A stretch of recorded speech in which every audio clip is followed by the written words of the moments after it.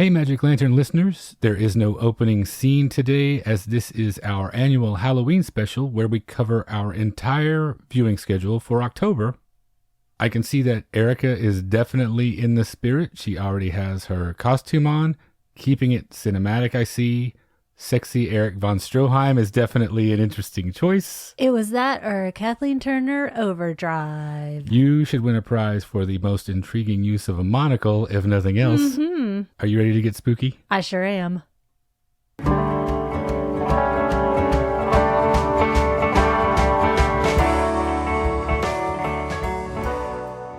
Welcome to the Magic Lantern Podcast, an ongoing informal discussion of the films we love and the things we love about them.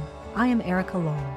And I am Cole-o-ween, and this is a special episode today, capping our annual Cole-o-ween celebration and running down the list of our 31 Days of Horror viewing schedule this year. We are at episode 116 today. Welcome to the Magic Jack-o'-lantern of 2019.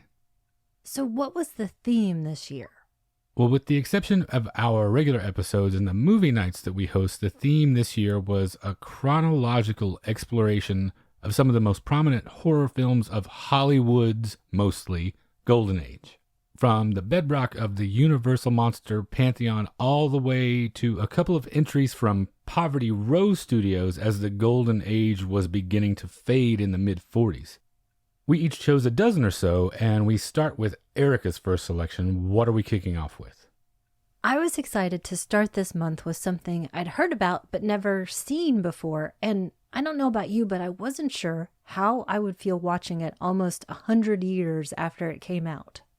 And that is The Hunchback of Notre Dame from 1923, directed by Wallace Worsley, with Lon Chaney, Patsy Ruth Miller, Norman Carey, and Ernest Torrance. In 15th century Paris, a freakish hunchback falls in love with the Gypsy Queen. Now, overall, I thought this was amazing set building, I think more than anything else. It was an enjoyable experience and it feels and looks like an epic. And I was most struck by that concept of a person who is treated like a creature rather than a human. Is this horror only because he's considered a grotesque? Because otherwise it's only about social hierarchies and they're all monstrous.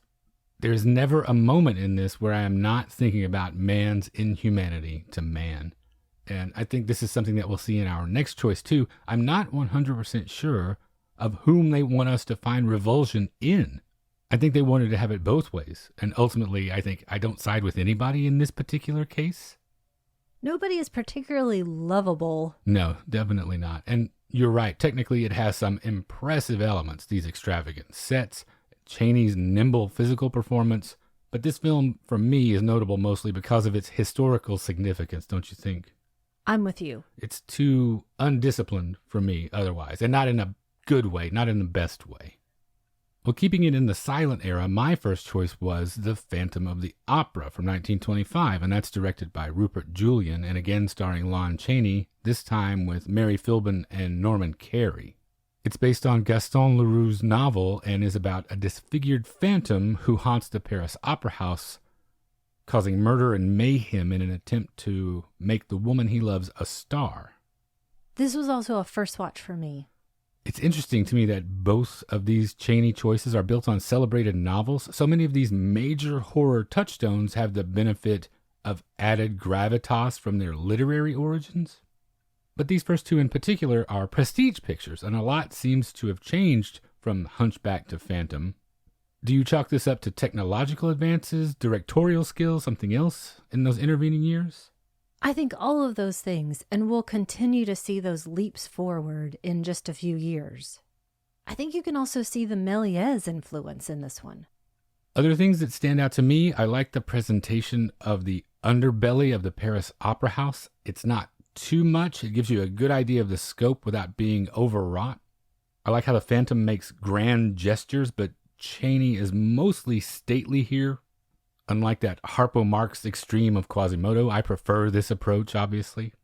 His entrance as the Red Death is incredible. That costume is one of the greatest in horror cinema history. And there's a little more earned pathos here, but still no purity of motive, Definitely. There's a whole lot of stalking thrown in. There's that master and slave dynamic, and it seems to fall into that whole see what you made me do because I love you genre of just creeps.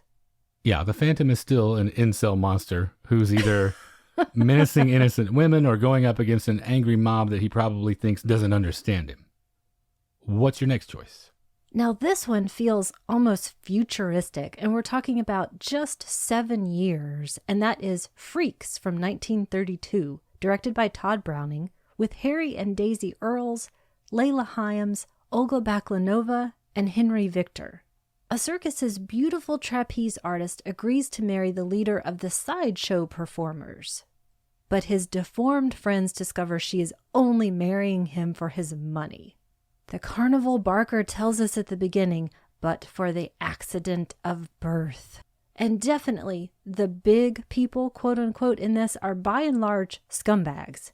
And this feels like every bully robbing people of their humanity who just want to be allowed to live and exist. Now, this feels so futuristic with this moving camera, but the experience of watching this still makes my neck hurt. I'm just so stressed and uncomfortable. Yeah, it's a measure of what a difference just a year can make when you look at Browning's Dracula from 1931 and how undynamic and static a film that is. And then all of a sudden you have this whirlwind of activity. It's incredible. And after a few years of the horror genre cherry-picking classic literature like that, Todd Browning comes along and picks a meaner, darker story and then ruins the party for everyone. And I say that with tongue firmly in cheek because I love this movie.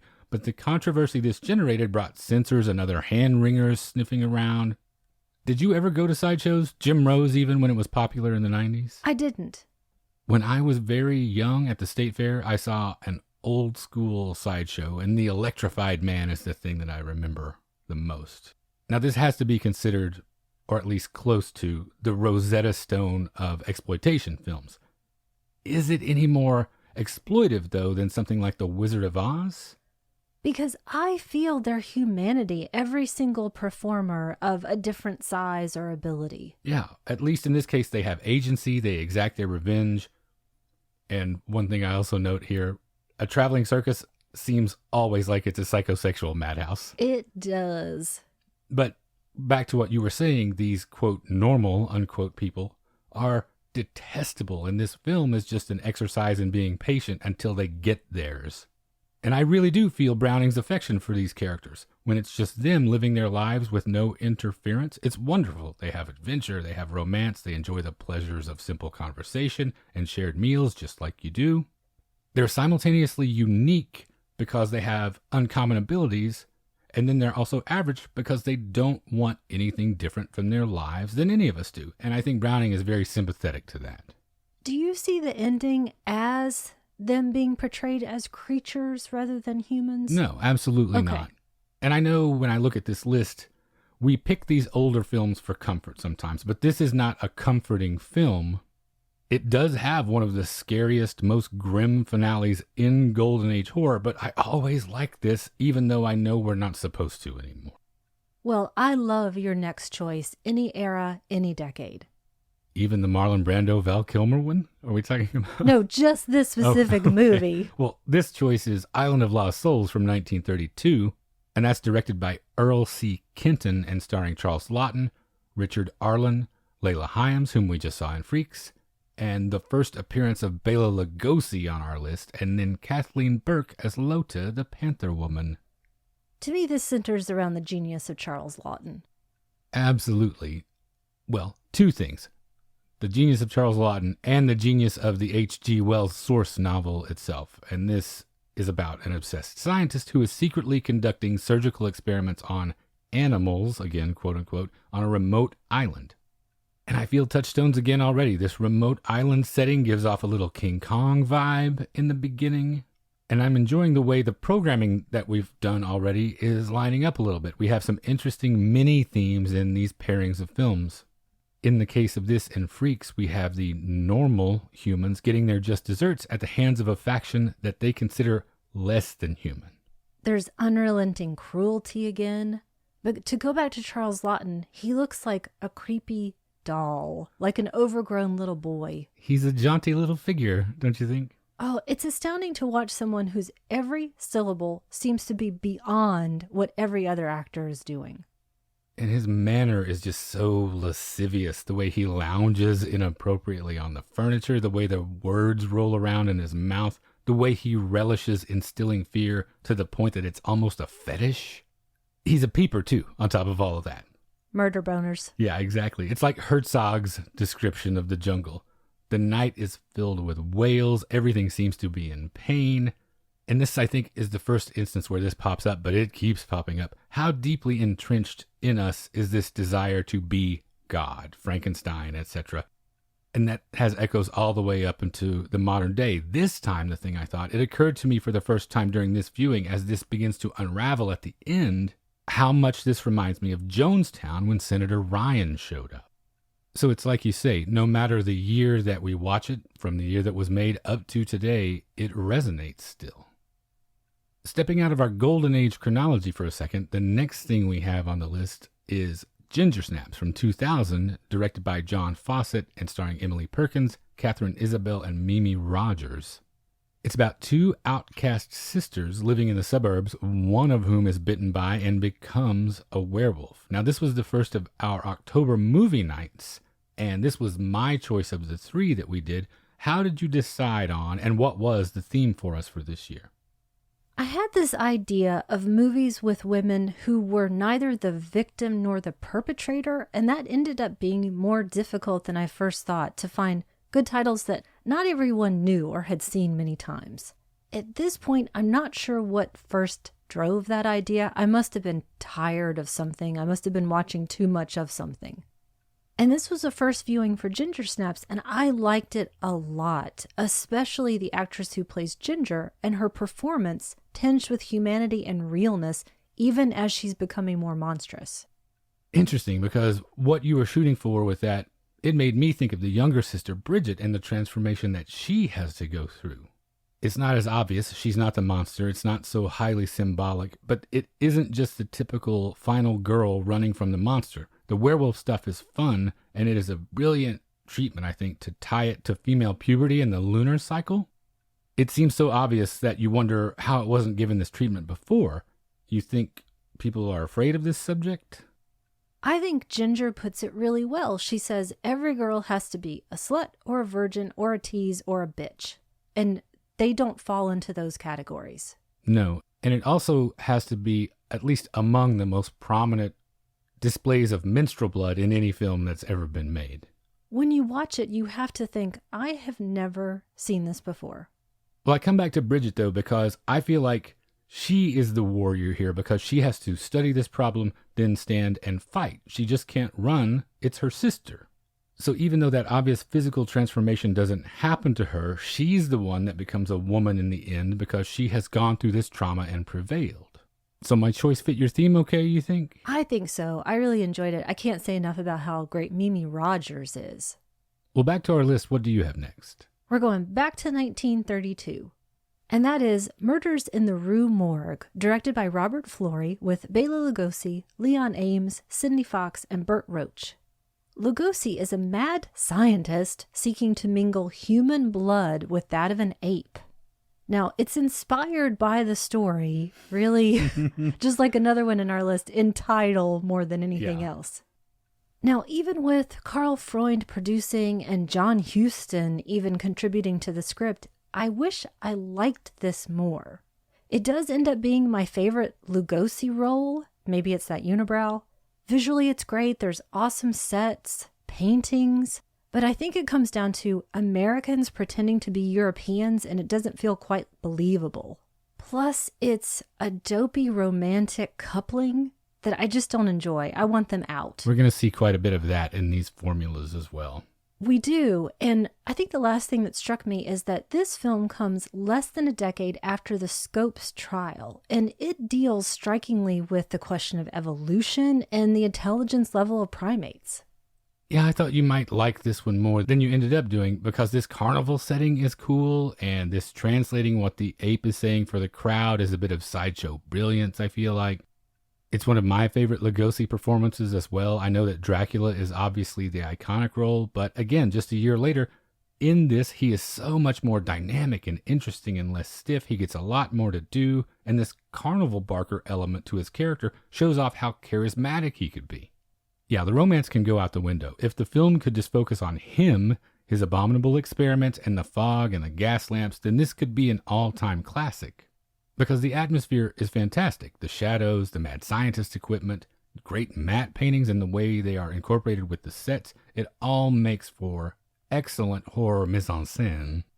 It just looks great. And there's some really great pre-code imagery here, too, including the torture of one of Lugosi's victims, and especially the way that they unceremoniously dispose of her body, dumping her through a trapdoor in the floor into the river like she's trash. It is very blunt. And also, right up your alley, we have our second gorilla gonna kill you in a row, and he's made to pay for these crimes, so I feel terrible for him. Is that what soured you on it a little bit? If it could just be all Lugosi and the ape, that would be great. Well, number 7 on the list is actually a regular episode. It was your choice for The Babadook from 2014. If you want to hear what we thought about that, you can listen to us discuss it at length in that episode, episode 114. And then back to your regular choice with a bona fide classic. Yes, including a name you just mentioned at the helm this time. It's The Mummy from 1932, directed by Karl Freund and starring Boris Karloff and Zita Johann. And it also has David Manners, snooze, but Edward Van Sloan, so it has the most boring and most exciting parts of Dracula in it all at once. Edward Van Sloan rules so much in these early Universal horror films. He is just the best. This movie, it's about the ancient Egyptian mummy Imhotep, who is discovered by a team of British archaeologists and brought back to life by the Scroll of Thoth. By the way, I got to see this on the big screen in Baltimore with King Kong on a double bill. So much fun. I really love, I should mention right here since I'm thinking about it, the Universal horror Swan Lake connection, how often they use that music for the introduction to these films. Now, after so many years, it just conjures up such fun memories in my head. It puts me right in the mood for classic monsters, but it's probably also ruined the ballet for me. I think you probably liked the very beginning the most with that great miniature in the intro. I love the miniatures. But the Swan Lake thing, if they do eventually come up with a revamped Universal Monster Universe, which I hope they don't do, hope they don't complete this terrible idea. Absolutely. If they don't use Swan Lake for that, then they are fools. It's amazing, again, that in less than 10 years from where we started, we've got so many advances in makeup and camera work. The various angles used within the same scene to capture action are great here. I also think that this is the most legitimately romantic of all the Universal monsters, wouldn't you say? Because I know it's still he's coming back for her, but at least in this case, something in her blood is responding to his call. It's not just stalking like we've seen previous to this. Him crossing oceans of time. Yeah. It's also my favorite Universal monster, I think, or at least neck and neck with the creature from the Black Lagoon, and it is absolutely my favorite makeup in the Pantheon. I think this one and the Wolfman are the ones I've watched most in the Universal main Pantheon. And they get their money's worth out of that makeup too, because we get to see the monster much earlier and in much more detail than we usually do in any of these. I think the reason that The Mummy is my favorite overall is how deliberate and still he is, both as the mummy and his alter ego, Ardath Bey. When I was a kid, The Mummy scared me the most because he was so slow and he could still somehow get you. And Ardath Bey, he radiates that same power and menace, and he barely moves. What do you have next? Well, speaking of something that barely moves, I've got The Secret of the Blue Room from 1933. Are you about to talk trash about one of my favorites? I am, and I'm sorry in advance. Now, this was directed by Kurt Newman with Lionel Atwill, Gloria Stewart, Paul Lucas, and Edward Arnold. It takes place 20 years after 3 murders occur in this castle's Blue Room, and we've got 3 men vying to marry a beautiful girl who decide to spend a night in the room to prove their bravery. Now, even though this has my favorites in it, that's Lionel Atwill, Paul Lucas, and Edward Arnold, who I will watch in anything ever. Those are some heavy hitter character actors. So wonderful. And it's a locked room mystery. It still kind of feels like a dud, and I will explain why. hold your comments. Now, I realize I have mostly not enjoyed Gloria Stewart in anything. Is it because she has no personality, or she's given roles that have no personality? Chicken or the egg? I don't feel that at all. I think she had a really good run in Universal Horror from 1932 to 1933, especially because you've got The Old Dark House, and then this, which is probably the least of those, and then The Invisible Man. And she's the least interesting person in all of them. Well, up against Karloff and Charles Laughton. Yes, but she just doesn't do it for me. And I still feel cheated out of not having Lionel Atwill as the villain. So it's not terrible, it's fun, but it's not my favorite. And I'm going to talk some more trash about Gloria Stewart later. What did you think? Well, I liked it. It's fun for me. All of these old dark house movies, it's one of my favorite subgenres ever. And there are neat little things that pop out of this that you don't see in the others. For instance, every time they say "Good night, Irene," which is her character's name, I could only think of Leadbelly and that song by that name. And it turns out that he wrote that song in 1933 as well. Oh. So did he see this movie and hear them say that so often that he then went and wrote this song? I don't think so. We'll never know. But it's kind of a fun little coincidence. Other little things about it. Is there ever a butler that's not up to at least something?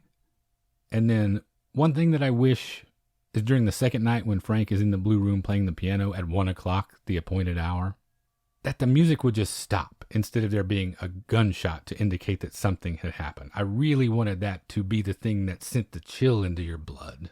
I wanted it to turn out that Gloria Stewart's Irene was the perpetrator of all of this, that she was going mad and she was being protected, but she was killing off all these suitors because she didn't want to get married. That would be a pretty interesting twist. And would make her much more interesting for you. It would.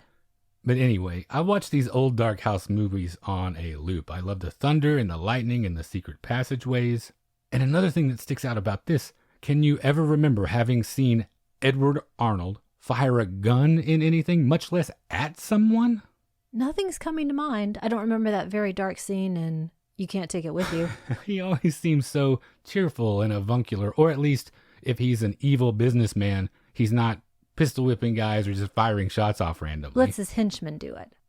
Well, I'm going to step away from the old dark house subgenre here for a second and go back to Egypt for my next choice, at least on a tangent, and that's The Ghoul from 1933, directed by T. Hayes Hunter. Again, look at this cast. You've got Karloff the Uncanny, Sir Cedric Hardwicke, Ernest Thesiger reunited for Karloff in the second of 3 great films that they would make together, and Ralph Richardson in his film debut. Incredible. It's about an Egyptologist that returns from the dead to have his revenge on those who have betrayed his trust and violated his tomb. He's an old dying man in this, and I'm not entirely clear why coming back to life gives him super strength, but it does. This is sort of the UK's response to The Mummy. It's cashing in on that Egyptology craze during the golden age of archaeology in the 20s and 30s. And I think this is similar to Murders in the Rue Morgue for me, in that it has tons of atmosphere, but maybe not quite enough story. It's also got a dopey love triangle in it. Although I do like this one slightly better than Murders in the Rue Morgue. I love that the central question in this comes down to whether the supernatural, whether these old gods actually exist, and whether the gods that he's been praying to will save him in the end. Yeah, I feel like it's 2/3 there. This Egyptology beyond the grave stuff is really fun. Then there's a large part of it that is all these crisscrossing lines of skullduggery that plays more like a fog-shrouded espionage thriller. But as often happens, like you mentioned, the comic relief and the juvenile leads let it down a little bit. I do give credit in this case, though. There is an undertone of kinky sex in the comic relief that sets it apart from its contemporaries. Next up, you've got a pretty big one. That's The Invisible Man from 1933. Is this your favorite Universal monster? Almost. I'll get to that one later. You'd think it would be mine, what with his lust for power and his barely controlled rage all the time. Everyone deserves the fate coming to them, he says, during his relatively short reign of terror, which also has a massive body count. Over 100. And that's The Invisible Man, played by Claude Rains. This film was directed by James Whale. Who I love. Yes. Also has Gloria Stewart and Henry Travers, whom I love. Claude Rains is this scientist finding a way of becoming invisible, but in doing so, he becomes murderously insane. So I'm thinking again about Gloria Stewart. She doesn't seem to have been given great characters, and I'm thinking about Miriam Hopkins in that same question. Somebody who seemed to be able to make the most of spunkiness, and that I think is because it was in her, and I don't see the same thing in Gloria Stewart. Now, I've seen this one many, many times, and I think a big part of that is that it does have some excellent black humor. And then Claude Rains' central performance, really playing this character as going insane. I believe it. Yeah, there is so much that I love about this. I like the atmosphere of the opening in this pub. It's the perfect backdrop for him to walk in and throw a bucket of cold water on everything with his entrance. And you can feel that it's winter. Yeah, absolutely. And it's relatable that he just wants to find a way back. He's not completely lost at the beginning, but that deteriorates quickly. I think the blood on the innkeeper's head when he throws him down the stairs is the first blood that we've seen in any of these. These were not gory pictures. And then also, with just a few simple tricks, they do a pretty good job of getting you to suspend your disbelief with the invisibility angle for everything. This was cutting-edge technology. I think the effects look great. Still. And James Whale, he lets Una O'Connor off the leash a little bit here, huh? She and Kathleen Harrison from The Ghoul Before, some of my least favorite, even though I think in real life they were awesome. One of the things I'm wondering that I wanted to ask you about, when they send out that warning over the radio, invisible man on the loose, on a murderous rampage. If you hear that today, you get in the car, 2019, you turn on the radio, NPR says, invisible man on the loose, everybody lock your doors. How would you react to that? Well, luckily for me, I was listening to Bobby Brown in the car, so I would probably miss the warning, but I would start jumping around or jump out of the car or look around or wonder, is the invisible man going to get me? Also, shout out to how much he runs around completely nude all the time. Yeah. The next thing on the list is another one of our movie nights, and this time around it was Hausu from 1977, and this one is always a fun one to watch with a group of friends, and we were lucky this time to have a couple of attendees that hadn't seen it before. I love reliving that first-time viewing experience, even if now it's only vicariously through people like this. And luckily, these folks were totally receptive to its bonkersness, and also, I was glad to see everyone loves the character of Kung Fu, just like me. Yeah, we had a really fun discussion afterward that veered between making total sense and realizing there may be no way to make sense out of this. And I had never known this until you pointed it out this time, that it was intended to be Toho Studios' response to Jaws. That this was their attempt at a blockbuster with the kind of universal appeal that would make it an evergreen classic. Yeah, a big summer movie to delight audiences, and it delights me. Well, they certainly achieved something, though I don't know that blockbuster is how I would describe it, but on the cult film level, definitely. And I think your next choice on the list is definitely more of an underground one.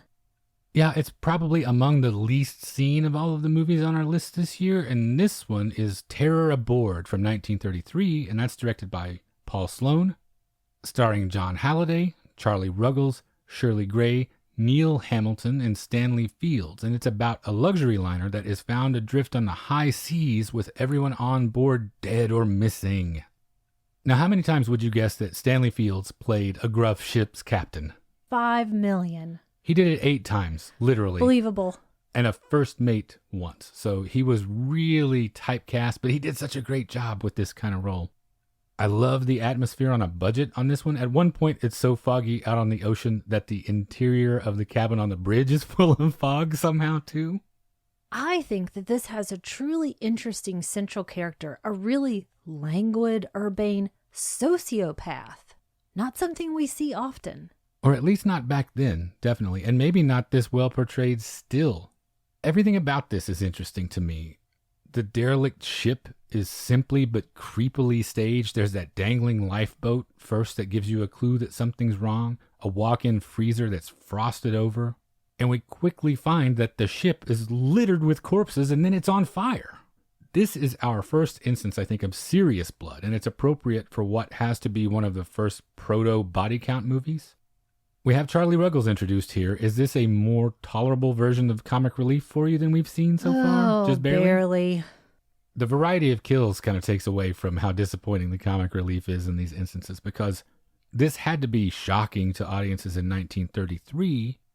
He shoots one, he stabs one, he gets one to stab another, he freezes one, he throws one overboard, he coaxes one to hang himself.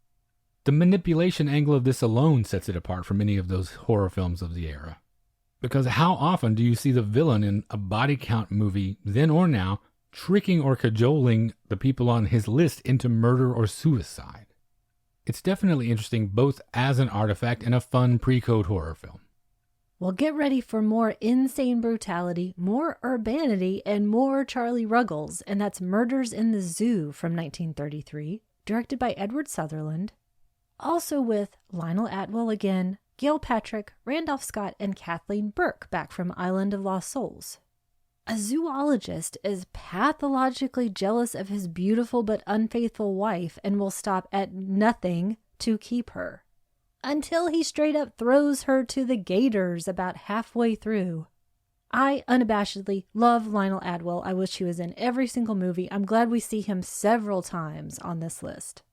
Now, by the way, I finally pieced together in this viewing, I've probably seen this 5 times at this point, that it's actually Charlie Ruggles who directly causes the death of the wife by something that he let slip. Comic relief, eh? Yeah, not so much. I've also got a fun fact for you. What's that? In 1942, Lionel Atwill was indicted for perjury, and this was related to an alleged occurrence of a sex orgy at his home. Too bad he felt it necessary to lie about it. Fly that freak flag, Lionel. No kidding, don't bud. invite Charlie Ruggles. Yeah, he's going to give everything away. Well, this one is the least of the batch for me so far. I think it's one of your favorites. Yeah, I didn't realize that.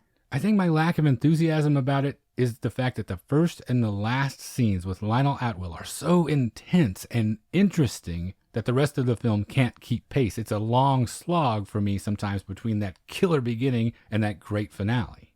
And also, it's Gail Patrick and Randolph Scott who do not light up the screen, in my opinion. Yeah, they're not my favorites in this, although I do love to see Kathleen Burke from Island of Lost Souls again. I wish she had done more. She retired at age 25, just 5 years after this. Sadly, she never really found success, which is a shame, because I think she does a fine job with what she's given, and she had such a unique look that should have made her a star. At the very least, she does a great job of being thrown into the alligator pit. And with your next choice, we're about to see Randolph Scott again. He's not the one I would highlight in this case. My next choice here was Supernatural from 1933, and that was directed by Victor Halperin and starring Carole Lombard, Vivian Osborne, and also Randolph Scott. Carole Lombard's one of your favorites of all time. Absolutely. That little scar on her cheek, that is the epitome of an imperfection revealing perfection to me in a human face. Do you like her as much in a more serious role? Oh yeah, absolutely. I like to watch her anytime, and I think she's great in this. I have a super fun time with this one. It's about a serial murderess who is executed and then returns to life in the body of a young woman to exact revenge on the lover that betrayed her. Our serial murderess, Ruth Rogen, even has these awesome little devil curls in her hairstyle. And did you know that our bodies give off ultraviolet rays when we die? I didn't. That's the scientist played by H.B. Warner, whom I've always loved, telling us that tidbit of info.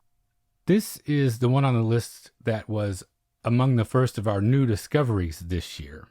The opening credits are great. It's the epitome of a dark and stormy night, wind-swept seas, complete with admonishment from various religious and philosophical texts. There are a couple of great newspaper zoom-ins, which I love. Maybe my favorite one of all time, nod to Lionel Atwill on this one, telling us that our Black Widow killed her 3 lovers after a, quote, riotous orgy, unquote, on the front page of the paper. Yeah. At her swanky uptown digs. And then there's also an obituary for Lombard's character's brother informing us that his death would be keenly felt in aviation and polo circles. There's great tone and darkness here. Yeah, and it has some of that great crackpot science that you mentioned, practiced by a doctor whose creepiness levels don't seem to be adequately registering with everyone. There are also some classic seance tricks on display that are fun, and this is one of the earliest films about possession that I can think of. Can you think of one that predates this? No, not me. And my favorite thing about it is just that it demonstrates that we haven't seen it all. And even in a genre and time period that we are well acquainted with, there are still fun discoveries to be made. What do you have next? This is one that I discovered through you, so thank you. And that's The Black Cat from 1934, directed by the great Edgar G. Ulmer, with Boris Karloff, Bela Lugosi, David Manners again, snooze, and Julie Bishop. It was again suggested by the Edgar Allan Poe story, but really only in title, because get this. American honeymooners in Hungary become trapped in the home of a Satan-worshipping priest. That young honeymooning couple, they're terrible. I hate them. Don't think about them. But there is great creepiness and darkness at the center. And it's a new feeling in this that for the first time, at least in this list, Bela Lugosi is the good guy. And Boris Karloff is pure, modern, European evil. I mean, he's a war criminal who has built a house over a graveyard. And it's not just the first that Bela Lugosi is the good guy. This is the first time that we have literally the two titans of horror of the era squaring off. And we should temper that Lugosi is a good guy thing, because still, these Universal villains and good guys are a bunch of creeps. Lugosi meets a young couple on the train, and it's not 5 minutes before they've fallen asleep and he's stroking her hair. Oh, yeah, I forgot about that part. Okay, he's not as complicit as Karloff is. Yeah, there are a lot of high points here. The visuals are super striking again, and you have this ultra-modern house built on the remains of a fortress and cemetery. The women that Karloff has suspended in these glass cases, it's such a nice touch that their feet aren't touching the bottom of the case as if they're floating. It's somehow much more unsettling that way. It's incredible to see it the first time. I really do think, though, that Lugosi steals the show with this one, which is an impressive feat when you're going up against Boris Karloff. The comic relief with the bicycling constables and their civic pride actually worked for me this time. This was the first time I thought, that's actually fun. Yeah. It has a satanic ritual that all the local bigwigs have come out for, and then there's this intense finale with some serious homoerotic overtones in which Karloff is bound and has his clothes ripped off so Lugosi can get up close and skin him alive. It is very personal, and Lugosi walks away with Karloff's blood all over his nice white tuxedo shirt. I love these pre-code entries for stuff like this. I think we're going to get some other really interesting undertones in our next couple of films. Yeah, I love when doing this, that these little mini arcs and these things reveal themselves to us that we definitely did not intentionally program for, but here they are all together in a group.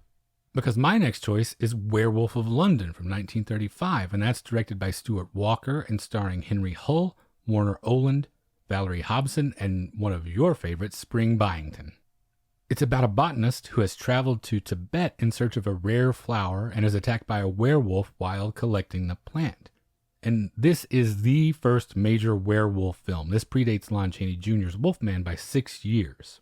Now, I first saw this when I was at my cousin's house when I was about 8 years old, and I can tell you that then I did not catch the subtext that I am catching now. If The Black Cat was introducing these homoerotic overtones, then this brings them front and center. The relationship between Henry Hull and Warner Oland leaves absolutely no room for reading between the lines. We met once before, in the dark. This is a man who cannot be himself, admit to his underlying nature, or safely give vent to his true feelings. And there are all these machinations to kill that shitty wife of his, and it does seem like killing the thing that's in my way. I love the first walking transformation into the wolf. That's super cool. And by the way, I didn't know Warner Oland was Swedish, did you? No, I didn't. I also love when they have the font do things for the story, like the W looking like it's fur. I think that's super cool. And there's an interesting bit about respecting the superstitions of others, which feels ahead of its time. Well, John Colton, the primary screenwriter for this, was gay. And I wish I could go back and pick his brain now after seeing this about what he felt about himself, about society, if he felt like a monster, because this screenplay has a lot going on. I also like the additions to werewolf lore that this contributes to and the simplified makeup. Are the Snoop sisters here your favorite bit of comic relief so far? That is again some comic relief that actually seems to work. Also, neatly, I think, so far, he is the first monster we have that delivers a kind of dying soliloquy. Very dramatic. What about your next choice? I'm going to continue with the drama with Dracula's Daughter from 1936, directed by Lambert Hillier with Otto Kruger, Gloria Holden, Marguerite Churchill, and Edward Van Sloan again. A Hungarian countess seeks the aid of a noted psychiatrist, hoping to free herself from her family curse. Now, I like Van Sloan as Van Helsing here because he does look like an actual professor, so it seems to feel more real from the start. Now, this is set up essentially to be a direct sequel, essentially, to Lugosi's Dracula. It picks up right at the end. Dare we say this is better in some ways? There is a lot to like here, I think. And that centers around Gloria Holden for me. She can take this into almost Norma Desmond territory because there's a lot of staring. But she always brings it back to this place of desperation and doom. She has kind of a light touch, which I was surprised about, because in reality, she is begging for help here, and I feel that.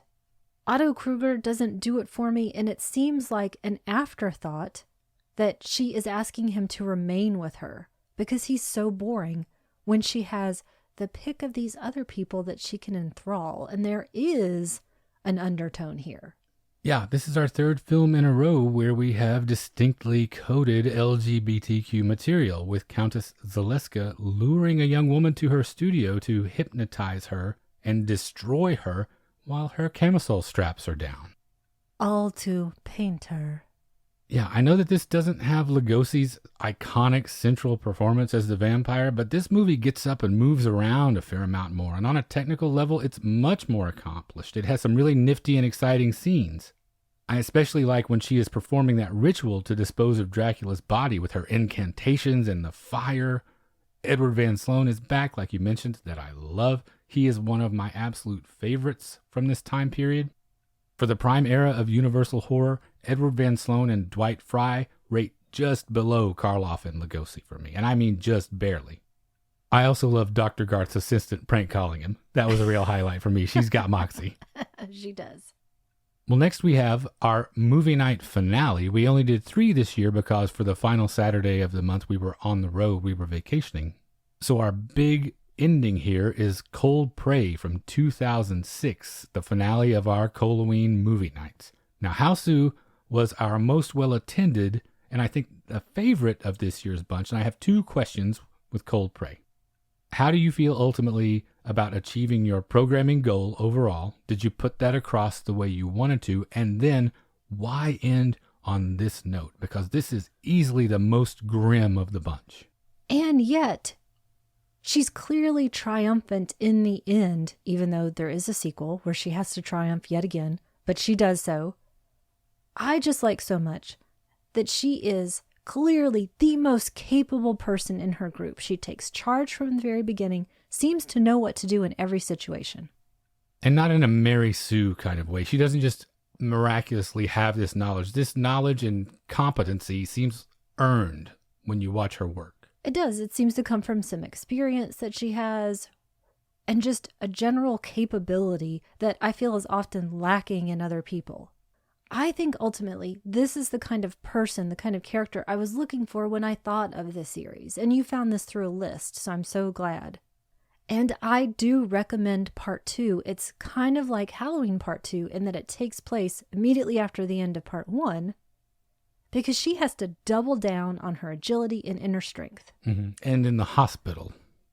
And it is straight up final. She says so.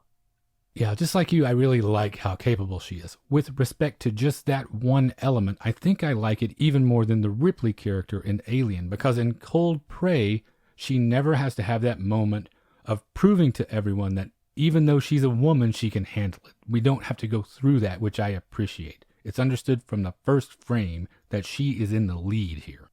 So speaking of sequels, it's back to you. Yes, my next choice on the list is Son of Frankenstein from 1939. So we've got Dracula's Daughter and Son of Frankenstein back to back, which I thought was kind of fun. And it's directed by Roland V. Lee and stars Boris Karloff, Bela Lugosi, Basil Rathbone, Lionel Atwill, and Josephine Hutchinson. It's about the son of Dr. Frankenstein who returns to the old homestead to rehabilitate the family's reputation, but can't quite resist the lure of his destiny. I put this one on the list because Of all the Universal sequels, with the exception of the one at the end of our list, this one to me is just the most fun. There's a really good reason that this is the basis for a lot of the humor in Young Frankenstein, some of it barely exaggerated. And a lot of people may not realize that there were sequels to some of these films. Some better than others. In the case of The Mummy, for instance, those really get into diminishing returns quickly, but the Frankenstein franchise, it really held up for the most part for me. You've got the first Frankenstein and then the original Mummy, for instance, that they really strike the right balance, I feel like, of action and thoughtfulness. Dracula was slow, but those two were just right, and as it often is with sequels, things just keep ramping up. I noticed this time all the interesting angles and slopes and triangles and diagonals. And the great sets and lighting and composition. There's that semi-burnt out lab that comes to life with sulfur and the bowels below it. And Lionel Atwill is hilarious in this. Yeah, Son of Frankenstein is to Frankenstein as Aliens is to Alien. They just keep going bigger. Looking at it as apples and oranges, I think, is the way to do it. It's a super fun time. The monster has a new outfit, no more ill-fitting suit. This new fur vest makes him look like he just joined the Velvet Underground. There's a sequence where Rathbone essentially gives the monster a full physical workup that has some nifty mad scientist equipment in it.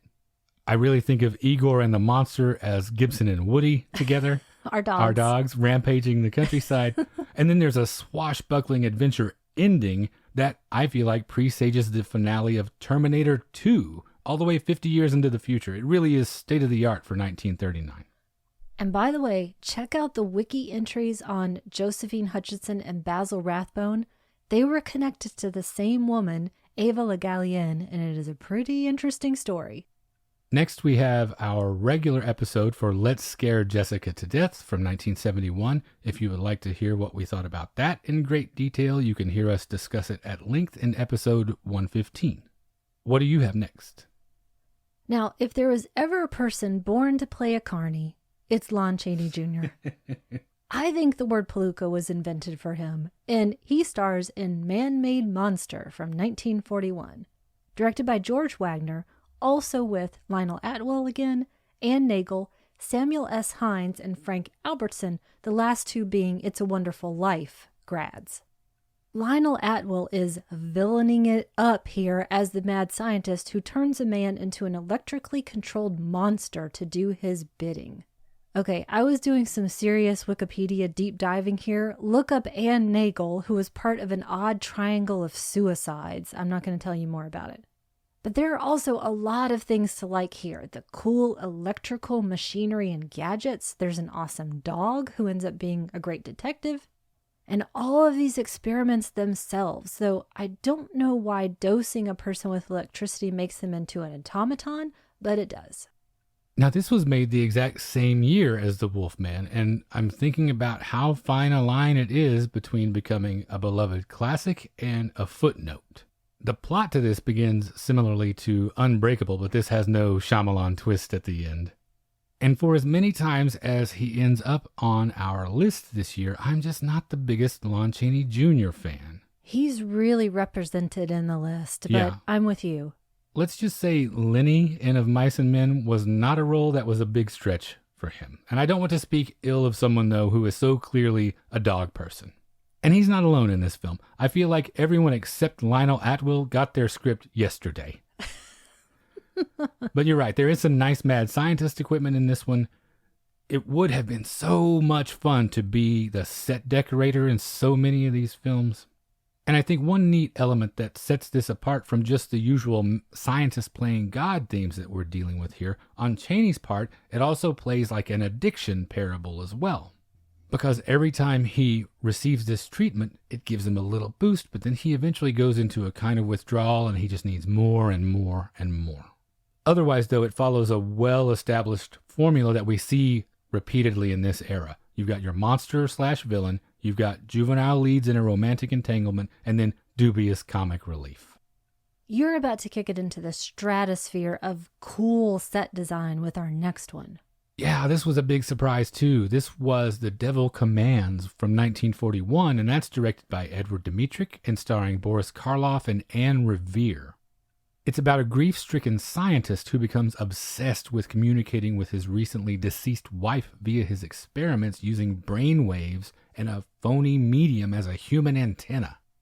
We're beginning to enter the decline, I think, of the first golden age of horror, and we're getting some of these low-budget knockoffs that, while we still love them, are not of the same quality or impact of some of the bigger titles. This was a real standout for me, though. Absolutely. I love this premise of trying to pierce the veil with enough signals to send and receive, and there's a warning in the beginning by a fellow scientist about what might be let through. So I was kind of half expecting an evil presence to come through, especially with the title of the film. But more than anything, Anne Revere really stands out as this fraudulent medium. By the way, she was an active member of the Communist Party, and she pled the Fifth and refused to testify before the House Un-American activities, and she did not appear again on film for the next 20 years after that. And then there's Karloff as a benign scientist, and I really identified with this theme of this deep tragedy of loss. He conveys that he's a loving family man who's just completely undone. Yeah, this has to be, I think, my favorite first-time watch on this year's list. It starts with a storm-tossed coastline, a spooky voiceover, another miniature that I love. It's one of the more nuanced treatments of this idea that there are some things that aren't the province of men, that there is a wall beyond which science should not go. And a lot of that can really be chalked up to the presence of Boris Karloff. He imbues even some of these B pictures with such a gentleness and a dignity and credibility that you don't get in a lot of their counterparts. You combine that with a fun sequence where he debunks this mercenary medium, and then she becomes his right hand. You've got a little grave robbing, a seance populated exclusively by corpses, and more first-rate lab equipment, and you have a surprisingly effective little chiller and a great fun discovery. What do you have next? I've got a big one, and that's The Wolfman from 1941, directed by George Wagner, with Claude Rains, Warren William, Lon Chaney Jr., Evelyn Ankers, Patrick Knowles, and Bela Lugosi and Maria Uspenskaya. Written by the great Kurt Siodmak. Now, this is one that I think I have watched the most. I would say that this is probably my favorite. That is so interesting to me because there's so much that's unappealing about this character. I think that it's the saddest, and it's not the same quest for power. But I'm getting ahead of myself. It's about a man returning to his homeland who is bitten by a werewolf and becomes one. Back to the font again. I like that they go for the full Harry font in this. It's appropriate, too, because Jack Pierce finally got to use the full-face werewolf makeup that he wanted to use in Werewolf of London, so we go from slightly furry to completely furry font. It's got Patrick Knowles, who I never really liked for some reason, and Warren William, who I did, but he did not live long after this, so we don't have the same legacy. And we've got Claude Rains, who is in my top 10 actors of the period, hands down, as the most improbable father. So if you look at Lon Chaney Jr. and you look at Claude Rains, who was the mother? Broderick Crawford? And I think Evelyn Ankers definitely conveys that she is completely uncomfortable around him. I think she's always trying to get away from him. I agree with what I think you mean in that Evelyn Ankers, the actress, Yes, shows that, where the character is not supposed to be showing that necessarily. Because the old befuddled lummox himself is back, and this time he is a sort of prodigal son / peeping Tom. This is likely my least favorite of the classic Universal Pantheon, just because we are being asked continually to sympathize with such a big, dumb creep. It still has things I love. The atmosphere of the gypsy camp is great. Bela Lugosi plays it as properly afflicted. and I think that's where the sadness comes in. Bela's affliction is terrible. It is, and there's a level of sadness that I think comes in this ending that redeems it somewhat for me. My favorite thing about it is how dark the subtext of the finale is. I'm Claude Rains. I am killing the son that I resent to even the score for my good son being taken from me. And not just killing, beating to death. Right. I am not going to suffer being saddled with this lumbering dolt, constantly thinking of what could have been. It's kind of a variation on the more sinister themes that we found in The Babadook, and then our next regular episode after this, The Heiress, strangely enough. Well, speaking of a family curse, you've got the next one.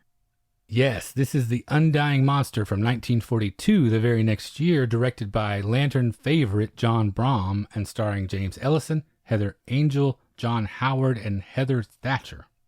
It's about an aristocratic family who are threatened by a legendary creature whenever they venture out on frosty evenings.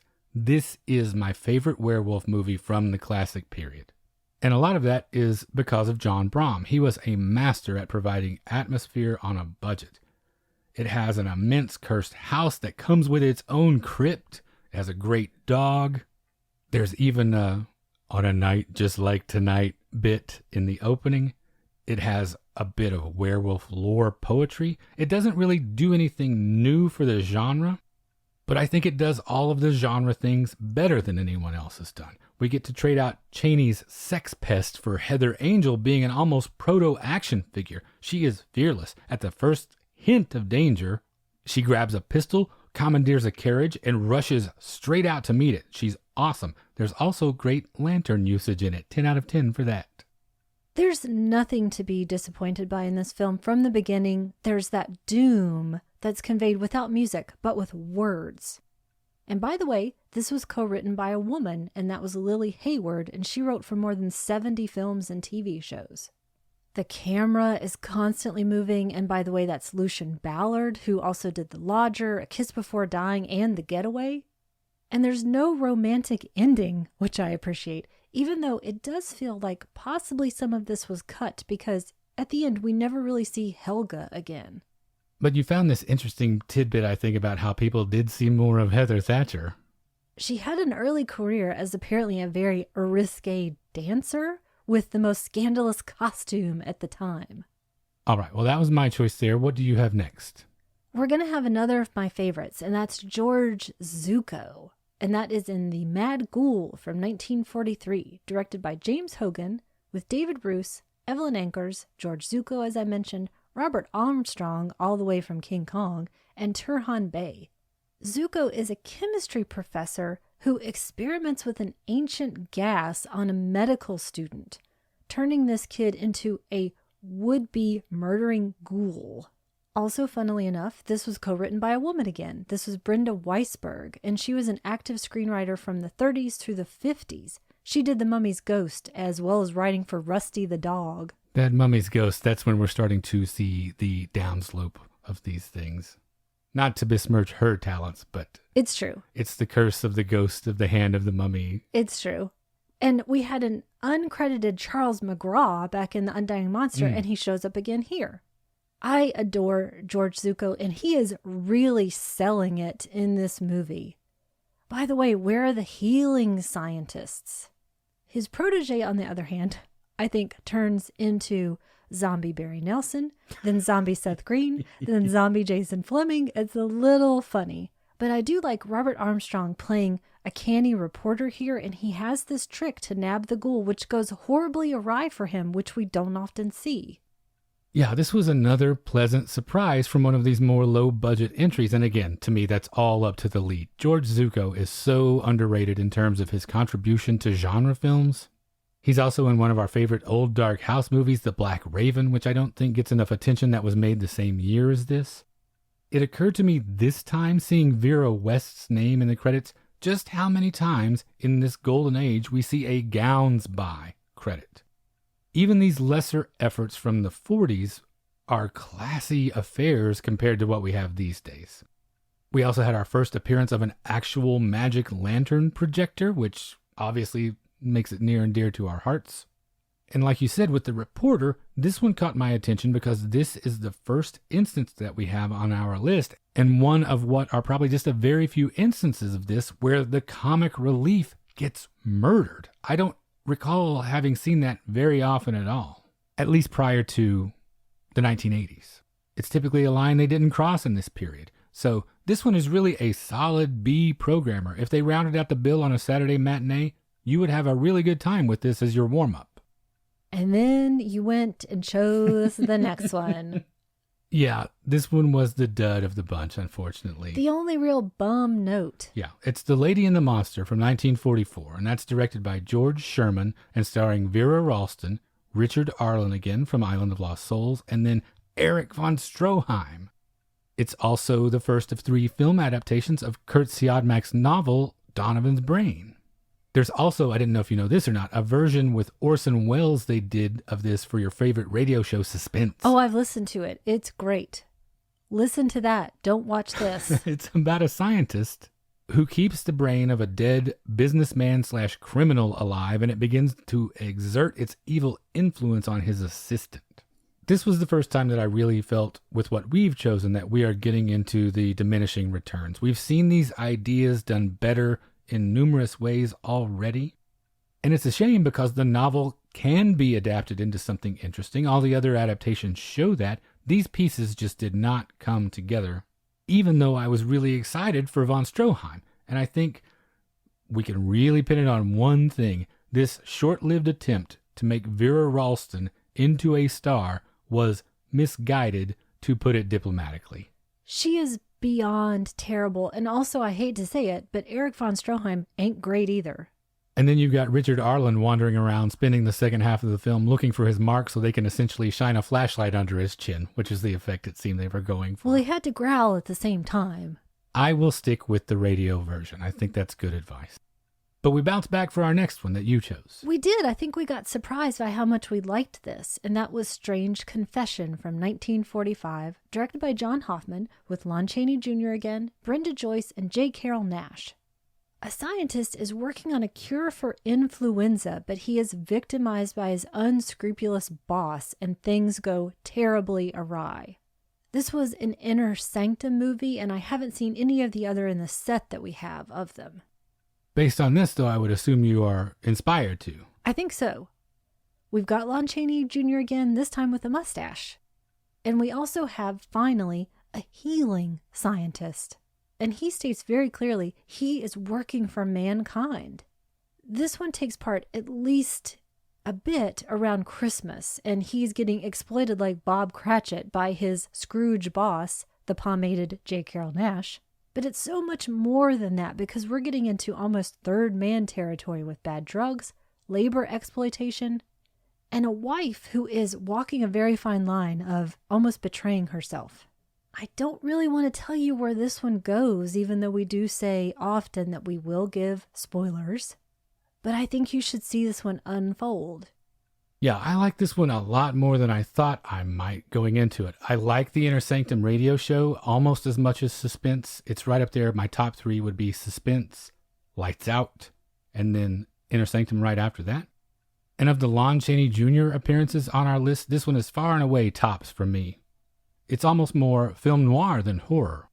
This grisly method by which our protagonist dispatches the villain is really the only thing that pushes it over the line into horror territory. And it's got this nifty little flashback structure that we would see echoed later in films like The Killers and DOA. Like you mentioned, we've got our first J. Carrol Naish appearance, and then we've also got a young Lloyd Bridges rounding out the cast, which is kind of fun to see him in that role. He gets to play with a monkey a lot. I'm assuming that echoes real life, too. And we're getting towards the end of the list, and I love everything that comes after, too. Well, my penultimate choice here is House of Horrors from 1946, and that's directed by Gene Yarborough and starring the inimitable Rondo Hatton, along with Martin Kozlek and Virginia Gray. It's about a sinister sculptor who rescues a killer from drowning and then manipulates him into dispatching a series of art critics. By the way, how many art critics can this town's newspaper support? There's a billion of them. This insane artist angle, I think, is a really nice change of pace for us after all of the mad scientists that we've been encountering. Ultimately, though, this is all about Rondo Hatton. He is such an interesting case, I think. He suffered from acromegaly, and his health was degenerating rapidly as this was being made. It was filmed in 1945, and then released shortly after he died in the beginning of 1946. I didn't plan it this way, again, just like all of these other coincidences. But it's our third film from the end, and it bookends with our third film from the top, Freaks, in that this is definitely exploitation territory that we're talking about. Hatton isn't treated as sensitively as those characters or given as much agency, but he did come to Hollywood to take advantage of his unique appearance. There was certainly no one else like him in the golden age of horror.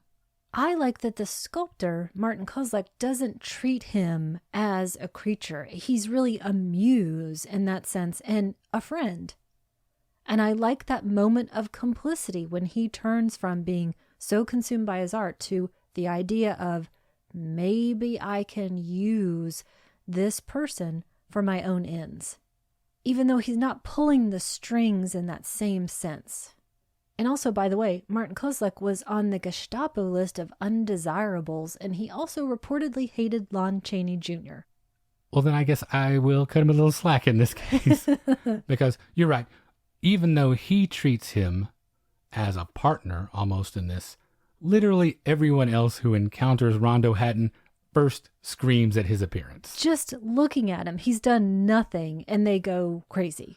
Which is a shame because I think, for example, this sculpture that's made of him, when it's really in this raw state before it gets smoothed out and refined, it is a powerful and beautiful piece of art, I think. It's so neat. And I don't really understand in general why he is thought to be mad. I think it's mostly because he's modern. He seems to have a vision that others don't. Well, he certainly had a muse unlike anyone else. What about your final choice here? We've got The Beast with Five Fingers from 1946, directed by Robert Florey, again written by Kurt Siodmak, with Robert Alda, Andrea King, and Peter Lorre. Lorre gets third billing in this. Crazy. In turn-of-the-century Italy, a one-handed, wheelchair-bound pianist with a belief in the occult is murdered. And we've got J. Carrol Naish appearing again. And I love that this one-handed pianist seems to be taking the nurse's life force. Is it the ring making him do it? I'm not sure. My favorite effect here is when you see the hand from underneath, you see that they've taken the time to put bones in there. And I love Peter Lorre's work with the hand. Now, I've seen this before, but I still expect at the end that it will be revealed that Julie, the nurse, is actually the person who murdered the pianist in order to get his money. This is a theme with you. It is. Doesn't that make more sense, though? Because I think she was holding something back the whole time. I can see it going that way, for sure, but it doesn't obviously work out like that. I guess it does also make sense with Lorre getting third billing because the romance is actually more front and center with this one. And it's not actually annoying comic relief for once. Of the evil hand-oriented Lorre films, I prefer Mad Love, but this one definitely still has some things to recommend it. You already mentioned J. Carrol Naish is back, and that's as a good guy this time. There's a really fun, completely ridiculous Scooby-Doo denouement to this that explains some of the supernatural goings-on. And anytime that Peter Lorre is in the grip of homicidal hallucinations, you have the makings of a good time. So how about the big finale? What do we end with? We close this thing out with Abbott and Costello Meet Frankenstein from 1948, and that's directed by Charles Barton and starring Bud Abbott and Lou Costello, but not just them. You have horror royalty here with Bela Lugosi and Lon Chaney Jr. reprising their roles as Dracula and the Wolfman, respectively. It's kind of a disappointment that you have Glenn Strange filling Karloff's shoes as Frankenstein's monster, although they would team up with Karloff the next year to make another one of these. And even Vincent Price sneaks in a little cameo right at the end. The story is that there's a lovely mad scientist that needs Lou's brain for Frankenstein's monster, and wacky hijinks ensue. It's so fun. It is great. I wanted to end with something fun, and this seemed so perfectly fitting. This series of horror comedies that they made are kind of the last gasp for the Universal Monster pantheon as we knew them, and I especially like it because Lou Costello really gets a chance to shine in this one. This one is absolutely for the kid in me. All my favorite things from when I was 6 or 7 years old, all in one place. By the way, you send me. The comedy is so funny in this. I absolutely adore it. Thank you for also bringing this one to me. I think I've now seen it maybe 3 or 4 times. But a great way to end the series on a high note. Well, with that, what were your highlights or your favorites? Were you happy with your choices overall? I definitely was. It's great that there were only a couple that were just so-so and one that was really not great, but it was still fun viewing. I liked being surprised. I liked our discoveries like Supernatural. And I love seeing those themes show themselves. Yeah, I'm with you with the discovery thing. Supernatural, The Mad Ghoul, The Devil Commands, these are definitely films that I will come back to that will get added to my Cole-o-ween comfort food rotation, basically. And one thing that we didn't talk about, but that seemed to go throughout so many of these choices, this theme of power, it's really intriguing how many times we ran into it. When I think of monsters in a contemporary setting, I think of chance encounters with evil forces, wrong time, wrong place. But so many of these early monsters and villains, they were all about control, dominion over the laws of nature, their fellow man. It's such a primal and fundamental drive that so many of them seem to be commenting on that I feel like it would have been remiss to not bring it up. And that brings us to the end of episode 116. If what we do here is valuable to you and you would like to support that, we would certainly love for you to check out our Patreon at patreon.com/magiclantern. The $5 a month level gets you access to a big backlog of bonus episodes, and those come out on the Mondays alternating with regular episodes, so you never have to go a week without new Magic Lantern in your life. There are a couple of fun Halloween choices up over there right now, and for patrons at all levels, for the past couple of years, I've been reading spooky tales by Lantern Light that are available to everyone as a token of our appreciation. This year was The Willows by Algernon Blackwood. If you would just like to get in touch with us, you can reach us via email at magiclanternpodcast@gmail.com. We are on Instagram, Facebook, and YouTube. Just search for Magic Lantern Podcast on any of those platforms. Our podcast network, The 25th Frame, is home to a lot of great shows. Please stop by 25th Frame Media to check out what all of our cinema-loving friends are doing. As October closes out, we wanted to take a moment to shine a spotlight on our newest addition to the roster, and that is the Criterion Channel Surfing Podcast. It's a monthly podcast hosted by our friend Josh Hornbeck, and it's dedicated to the Criterion Collection's streaming service, the Criterion Channel. And on his show, you'll find stats, tips and tricks to help you get the most out of your viewing, overviews of the individual films and programming blocks that are entering and leaving the channel.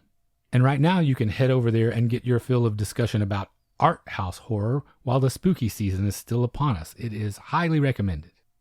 We are on Twitter at Lantern_cast, and I just wanted to take a second to say thanks to everyone who has shared the show or given us feedback since last time.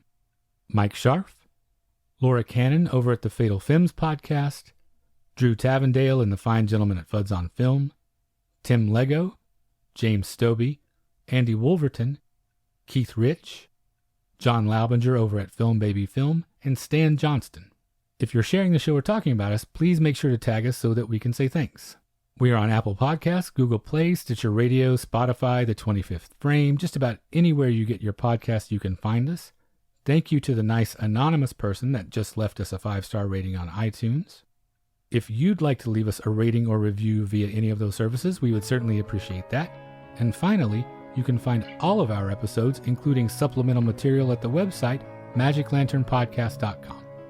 And thank you for listening to the Magic Lantern Podcast.